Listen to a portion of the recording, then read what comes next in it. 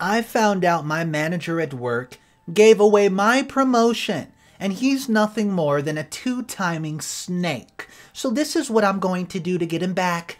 Oh yeah, and it involves his wife. I started working at a shipping company 3 years after my graduation from college. Those 3 years were heck on earth. Some of my professors promised to get me a stable job out of college, but the narrative changed after I graduated. No job could be found for me, and so I did anything I could to lay my hands upon one. I worked at a barbing salon in a ghetto area, but was fired after 3 months. I helped at a construction site, helped about 2 companies advertise products, but as a temporary staff. They just couldn't keep me because they didn't have enough resources to have several permanent staff members.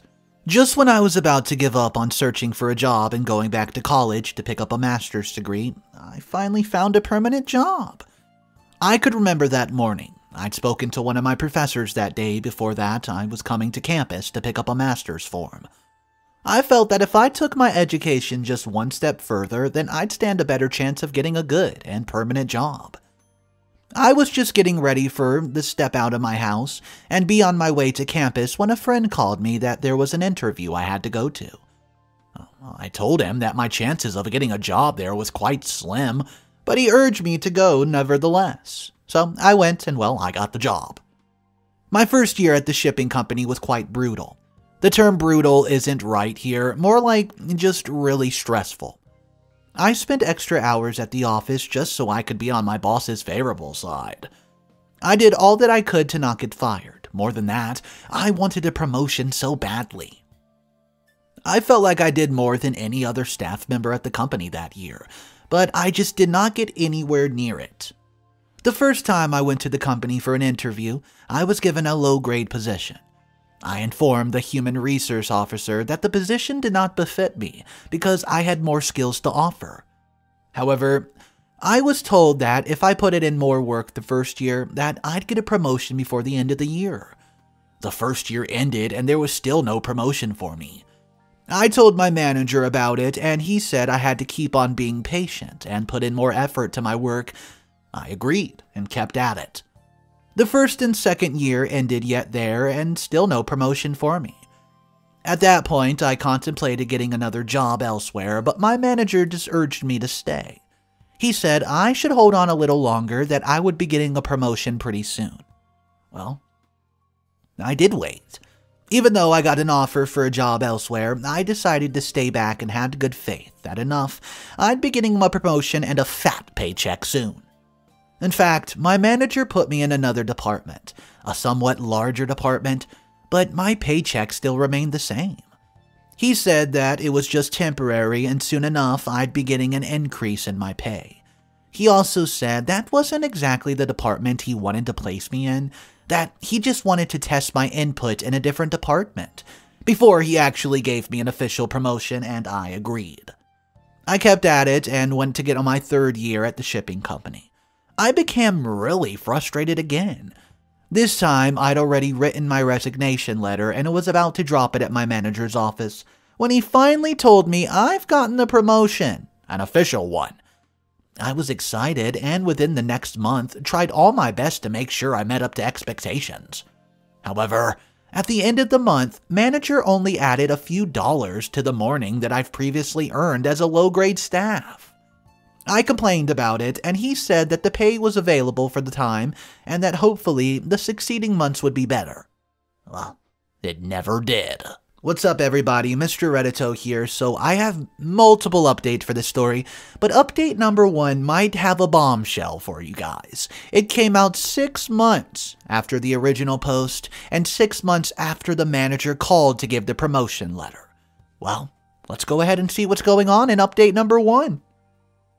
Hey guys, it's been 6 months since the manager called me to give my promotion letter and have promised a massive increasement in my salary. But I was yet to see anything except a few dollars he added to my salary. I was getting more confused and angry by the day. My friends have already advised me to leave the company and go seek employment somewhere else, even if it was a startup, but I was considering so many things. First, I've been in the company for almost 4 years now, and I've invested so much in it that I couldn't just pack my bags to leave. Secondly, this was my dream company, and if I could build my career for just a 4 more years, it would give me enough experience to start up my own, but again, I needed money. My siblings know I'm working in a reputable company, and they've always demanded so much, especially in their academics. I also need to save up to take care of any needs and to buy drugs for my mom, in addition to her checkup every month. It was just a lot, and really, I was really confused on what to do and how to really approach the matter, but something had to be done. I knew that. I then decided to confront my manager once again, and if he did not say what I wanted to hear for the last time, I decided I'm going to walk away and leave everything behind to start afresh because I couldn't just continue this way. I decided to wait to the closing period of the day when everyone had gone home to confront him. I waited in my small office till I thought everyone would have gone home, and when I assumed he will still be in his office, he had also left. How did I miss him? I was so vividly angry. He usually waited till everyone had gone before he left, but the secretary was still even around as I saw her come from the storeroom. "You haven't gone?" she asked, staring at me vehemently. "I thought you always left immediately the clock ticks home." "No." "You're right. I decided to stay. Actually, I was waiting for the manager and I was surprised that he already left. He's usually the last person to leave, just wondering why he left early." "Oh, he said his son has a match and he promised him he'll be there, so I guess that's why he left early." I see. Thank you," I said as I turned back to my office to pick my bag up and head for home. I could not stop thinking about what the secretary said. So, he really had a loving part to him where he could go ahead to watch his son play, and he'd been posting my promotion for years. And even when he eventually gave it, it was still the same thing. I just couldn't fathom it. There must be something he wasn't telling me, and I needed to find out what it was because my whole life depends on this promotion. Especially the money. So, it was best to know what's up. I left the office and went home, and I came much earlier than I normally would the following morning, hoping to catch him in his office since he comes early too. Luckily for me, his office door wasn't locked, and I knocked. I heard a reluctant, "Oh, come in." "Good morning, sir." "Oh, do you have a seat?" he said as a reply to my cheerful greeting. "So much for a good morning." I wanted to see you yesterday after closing, but your secretary said that you went to your kid's game."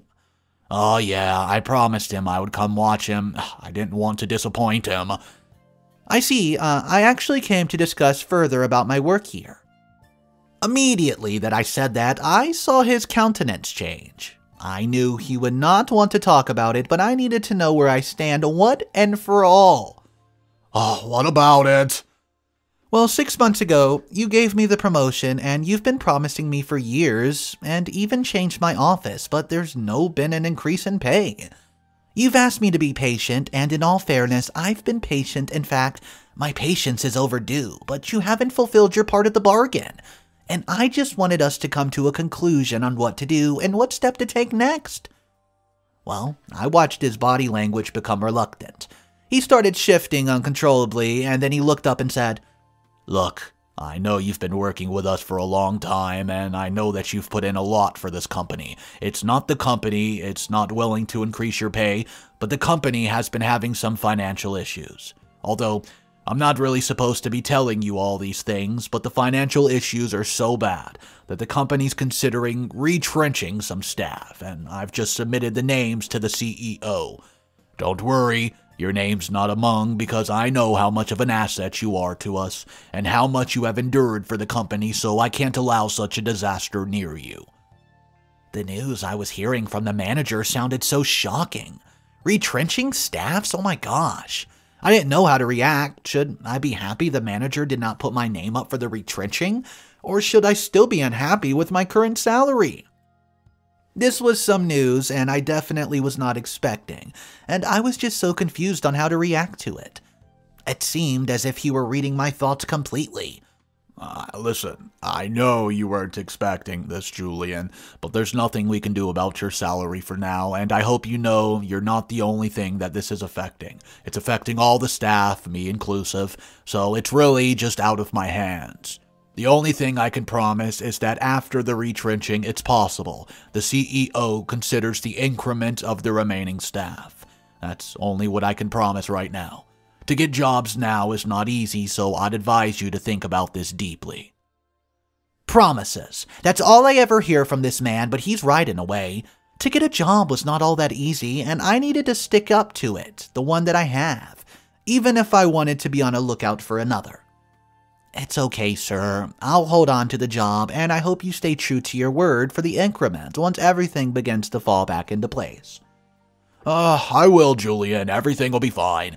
You'll be duly compensated. Well, I thanked him and stood up to leave. Update number 2, 2 weeks later. It's been 2 weeks since I went to discuss my work status with Mr. Sam, and those weeks have been the most confusing for me. Should I leave? Should I wait? I don't know. I spoke about this issue with my girlfriend Vivian and my best friend Derek.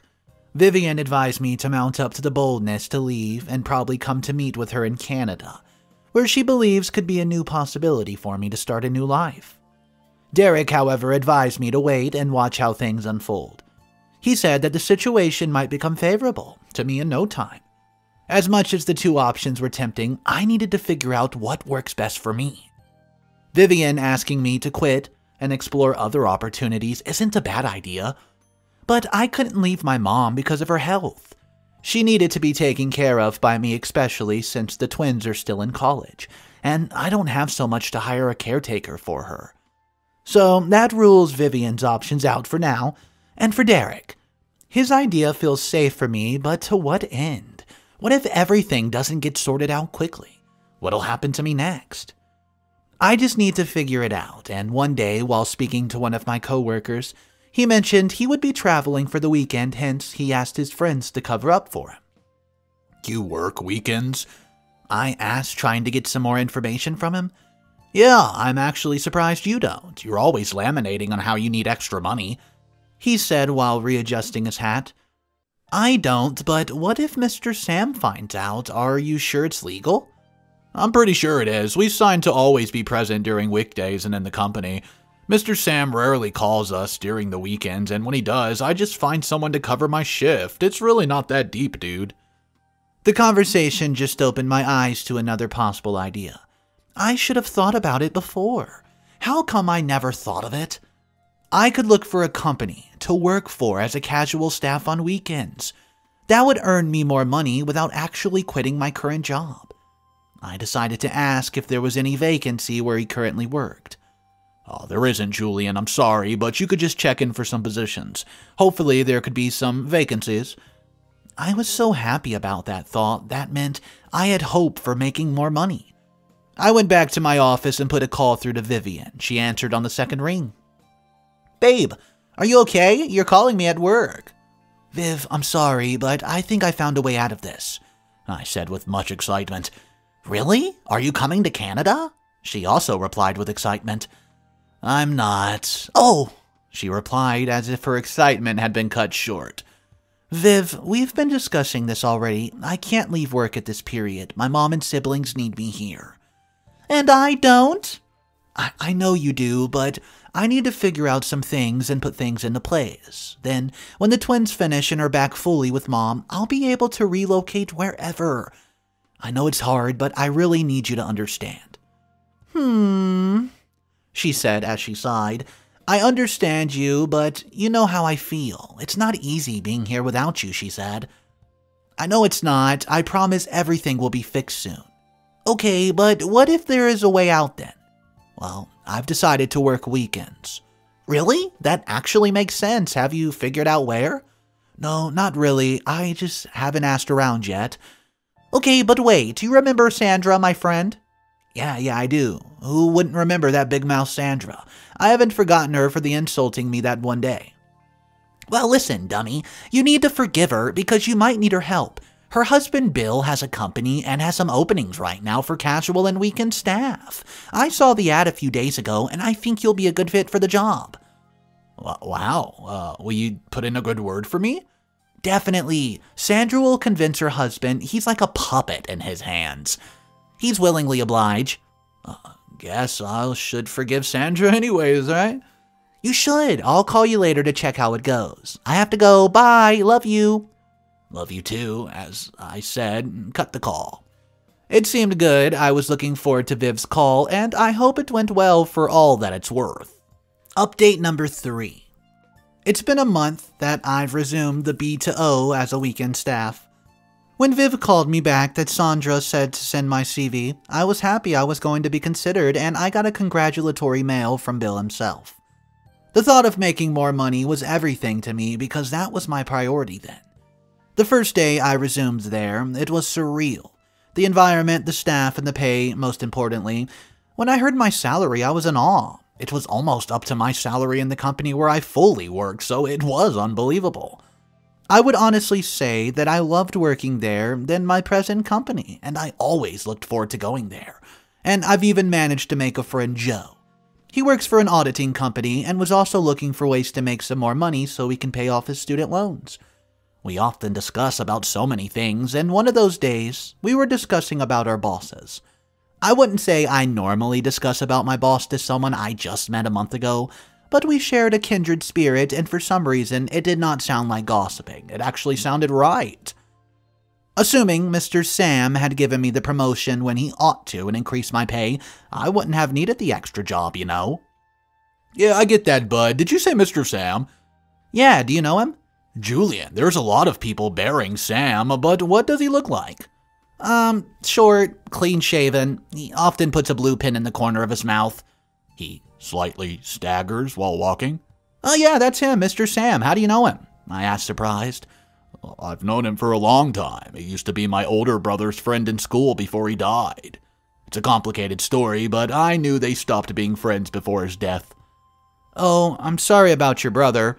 Oh, it's fine. It's been a while, but I think I remember what caused their quarrel. I would love to hear it. Well, back then in high school, my brother and his friend, Mr. Sam, inclusive, decided to contribute some money to doing something for school. I can't remember the details, but I knew it was very important, because my brother and his friends were always coming to our house to hold the meeting. I thought it had to do with the football team, because my brother was the captain then. When the time for account of the money was near, they couldn't find Mr. Sam, who was the one of the money being paid to. They started searching for him in his parents' home to everywhere, and he usually visits, but he wasn't anywhere to be found. His parents claim they've also haven't seen him since he dropped a note for them telling them that he had to go somewhere for a while.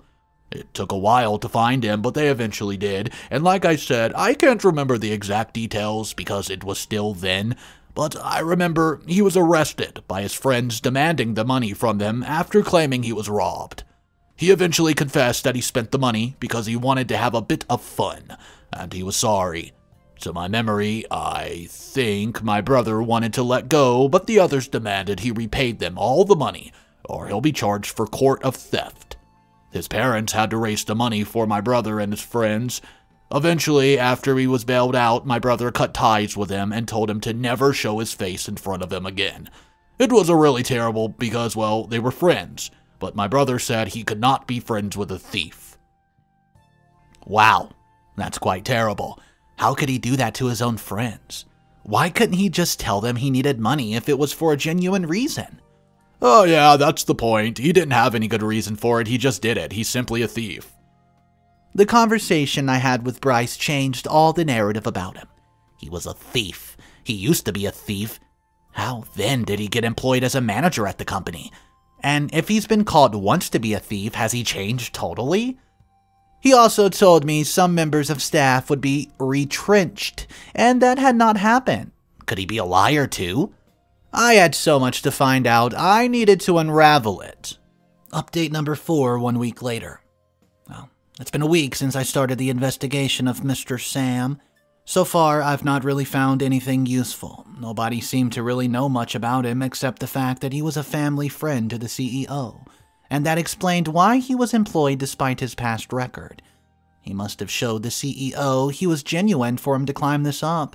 It was almost unbelievable. I needed to find out what was going on, and I needed to do it discreetly without anyone suspecting. I knew the CEO had been out the country for a while. Information from people said he was building another branch of the company and he needed to monitor it. So I tried to get his number from the secretary, and even though I told her it was for official purpose, I eventually got it. I called him immediately, and I got home that day. His number went straight to voicemail. I tried it several times, but it kept going straight to voicemail. I went to my mom to give her drugs, then I went to bed. I was awoken by my phone ringing. It was an international number, and I picked it up. Oh, hello, who is this? I asked, half asleep. Hey, you left a message for me telling me to return your call. This is Mr. Benjamin. I jerked off totally from sleep. Hi, Mr. Ben. This is Julian Adrian. I'm a member of your staff. Oh, Julian, I think I remember you now. What can I do for you? Oh, I actually need to see you, sir. I needed to discuss something very important with you. I know you're out of the country, but it's quite urgent. I won't be in the country till the next 2 months. I'm still quite busy here with the construction of the new company, as you must have heard about. So it's better just to discuss it here and now. This was my chance to ask, and I hadn't prepared to ask over the phone, but it was now or never. I needed to do it now. Mr. Ben, I'm having some concerns about the company. Mr. Sam doesn't know about this because I wanted to be discreet. I know Mr. Sam said you wanted to retrench some members of the staff because... Wait, retrench? Mr. Ben almost shouted over the phone. Yes, sir. He said you were aware. Are you not? I'm not aware. Why would he say such? Did he tell you why? Yes, sir. He said the company is in some financial crisis of some sort, and that's why you haven't promoted me in a while and increased my salary, and the remaining members of staff either. Really? I've increased the salary of my staff twice in the past 3 years. Are you sure about this? Yes, sir. I'm definitely sure. Then I need to call him and ask him. No, sir, wait. This man has deceived people and humiliated you, sir. We need to find a way, sir. I have a plan. And then I went ahead and told him my plan. This man must be humiliated, and I decided to see to it. What's up, everybody? Mr. Redito here. So update number 5 is a juicy one. It came out 5 days after the phone call to Mr. Benjamin. Let's go ahead and jump into update number 5. Here it is. It's been 5 days that I set my plan to motion. I've decided to humiliate him in the worst way possible. Just confronting him would simply not be enough, so I needed to find out for sure what he's been doing with the money he's been embezzling. He must be squandering it somehow or somewhere, and judging from his past record, he could have used it to have a bit of fun. I was just wondering how. I decided to find out. My friend Bryce was involved in hacking and tapping of the phones, and as much as I detested it, I needed his help to tap his phone. I needed to know who he was speaking to. Probably there was a woman involved. There's always a woman involved. It was quite difficult to do, but my friend successfully hacked his phone, being the good hacker that he was. We could see his contacts, phone logs, incoming and outgoing calls from Bryce's system. I told Bryce to give me an update if there's any drastic changes. Well, he called me one day at home, and there was an update. I rushed off into my car to meet him at the house. Bryce, what did you see? I asked as soon as I entered the room.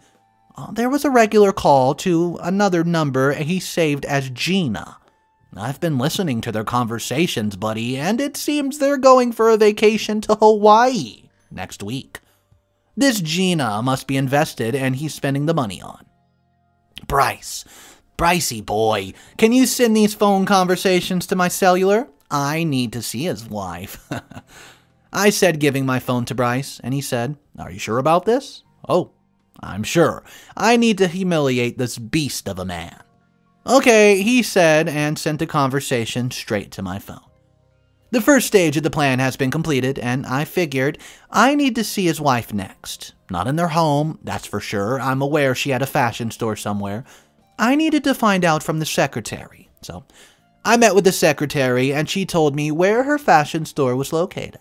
She said she closes late evenings, and I decided to put a stop to her at store after work. The store was easier to locate than I first expected. As a matter of fact, I'd passed there several times before, but I never knew the store belonged to Mr. Sam's wife. Well, it was about to be a show. I stepped into the office, and the receptionist attended to me. I told her I wasn't there to purchase anything and insisted on seeing the CEO. She asked if I had an appointment, and I said no. She then rang and told her someone was here to see her. She asked me to come in. As I stepped inside her office, I began to fidget, if really this was the right thing to do. This could end a marriage, but the woman looked too good to be cheated on. She needed to know. I introduced myself, and I told her the reason I was there. She did not believe at first and told me it was all a lie. I asked her if she knew her husband was traveling the following week, and she affirmed, and said that he told her he was traveling for work. This was the point where I brought out my phone to make her listen to the phone calls between her and his mistress, Gina. She was dumbfounded for a minute, then tears started streaming down her eyes. I felt somehow guilty, but that was not going to back down now. She stood up and picked up her keys and wanted to confront him. I stopped her and made her sit down. If you confront him now, he could still deny it. It's better to catch him red-handed. Well, she agreed and accepted to play along and play it cool to the day he planned to leave for Hawaii with his mistress. Alright everybody, Mr. Reddito here, the moment you've all been waiting on. The final update of the story. It was 6 days since OP met with Mr. Sam's wife, and here's the final update. D-Day. The D-Day had come and all plans have been set in motion. I told Mr. Sam's wife to leave as soon as her husband leaves the home and gently follow him from a distance, and wherever he stops, she should call me and come to meet her there. I called in sick at the office to enable my execution of the mission. I sat by the door with my phone in hand, expecting the call. It took forever, and I was almost running out of patience when there it was, that beautiful phone ring. It was Joy, Mr. Sam's wife. She called to describe the street where he parked his car and said, "Hurry, I'm parked at a distance." I jumped into my car and zoomed off to meet her where she said she parked. After 10 minutes of driving, I sighted Mr. Joy's car beside a donut shop, so I parked beside her. "What took you so long? I've been waiting forever," she asked as she alighted from the car. "He's in that blue house?" I asked in return with a question. "Yes, he entered about 15 minutes ago, I think. I wonder what they're up to. Let's go." So we both walked up to the house. We peeped from the window, and there they were, holding hands and kissing. Miss Joy barged into the room and held his clothes. There was a lot of shouting, screaming, and beating. It was a whole disaster of a mess that almost everyone in the neighborhood came to the house and tried to settle the fight. Well, long story short, 3 weeks later, the CEO came into the company to fix everything that's gone wrong. Most importantly, firing Mr. Sam and arresting him for embezzling his funds.